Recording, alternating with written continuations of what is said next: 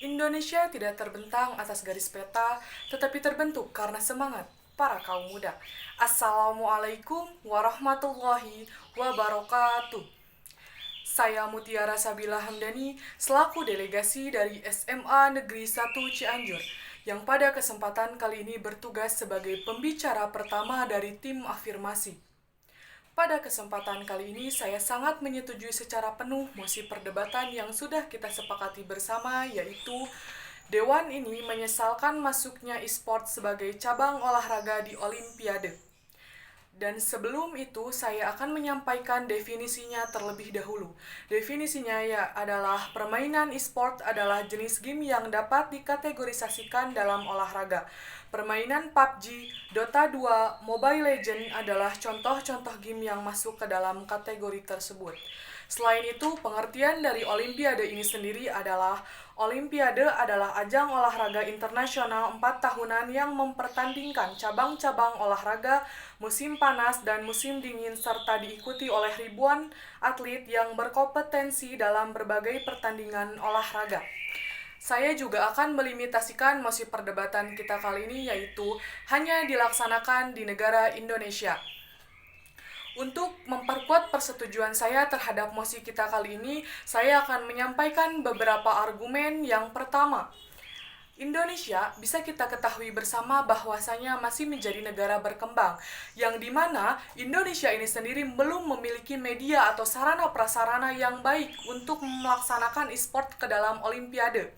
Karena Indonesia belum bisa mengikuti perkembangan zaman yang ada, sedangkan e-sport merupakan salah satu bukti dari adanya perkembangan zaman di bidang teknologi. Yang kedua, menurunkan sistem pendidikan yang ada di Indonesia. Mengapa? Karena bisa kita ketahui bersama bahwasannya Indonesia masih menempati peringkat ke-60 dari 61 negara dalam program literasi atau membaca. Daripada kita melahirkan atau menjadikan e-sport ke dalam Olimpiade, mengapa kita tidak mempertingkatkan program literasi atau daya ingin setiap siswa-siswi di Indonesia untuk bisa membaca, agar kita bisa meningkatkan peringkat rasa ingin membaca dan literasi dalam negara Indonesia ini sendiri. Yang ketiga, merusak kesehatan fisik dan mental. Bisa kita ketahui bersama bahwasannya setiap atlet e-sport yang mengikuti Olimpiade ini akan diam dan berduduk saja di depan handphone atau komputer untuk melaksanakan e-sport. Ini membutuhkan waktu yang sangat panjang, bahkan bisa sampai berjam-jam. Mari kita bayangkan, bagaimana dengan kesehatan atlet tersebut, baik fisik ataupun mentalnya. Tentu saja ini sangat merusak fisik dan mentalnya, seperti yang sudah dikatakan oleh WHO, yaitu World Health Organization, yang sudah mengklasifikasikan kecanduan game sebagai penyakit mental. Contohnya seperti stres dan gangguan jiwa. Yang selanjutnya adalah memunculkan kecanduan. Kecanduan ini bisa menjadi atau bisa menimbulkan dampak negatif nantinya. Seorang atlet e-sport bisa sampai melupakan waktunya atau menyia-nyiakan waktunya hanya untuk berdiam diri dan memainkan e-sport ini. Ini merupakan salah satu contoh yang tidak baik dan tidak boleh dilaksanakan oleh setiap orang karena bisa berdampak buruk pada kehidupannya sendiri. Yang selanjutnya, tidak memiliki dasar hukum. E-sport ini merupakan program baru yang ada di Indonesia, dan seperti yang saya katakan, Indonesia masih negara berkembang yang belum bisa mengikuti perkembangan zaman secara baik. Dan e-sport ini belum memiliki dasar hukum yang pasti atau jelas.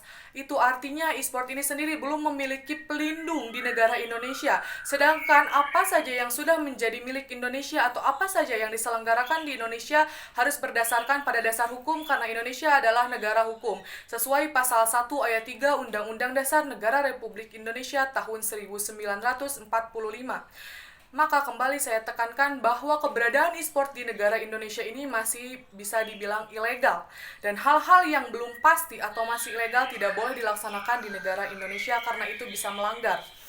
Dan yang selanjutnya adalah mekanisme. Mekanisme yang saya maksud di sini adalah bagaimana caranya mentiadakan e-sport ini sendiri. Seperti pada mosinya, Dewan ini menyesalkan masuknya e-sport sebagai cabang olahraga di Olimpiade. Jadi si e-sport ini sendiri tidak dimasukkan ke dalam cabang olahraga apalagi diikutkan ke dalam olimpiade. Dan digantikan dengan program-program yang lebih baik dan lebih bermutu juga berdampak positif pada negara Indonesia. Contohnya seperti lebih meningkatkan program baca atau literasi di negara Indonesia. Yang selanjutnya melahirkan atau memperkuat dan memperbaiki olahraga-olahraga yang sudah ada. Contohnya seperti sepak bola, permainan voli, basket, dan yang lainnya. Menurut saya pribadi, dan argumen yang sudah saya paparkan, saya tetap setuju pada pendirian saya, yaitu Dewan ini menyesalkan masuknya e-sport sebagai cabang olahraga di Olimpiade. Jangan pernah merubah apa yang sudah ada, tapi perbaikilah supaya semuanya menjadi lebih baik dan Indonesia bisa menjadi negara yang maju.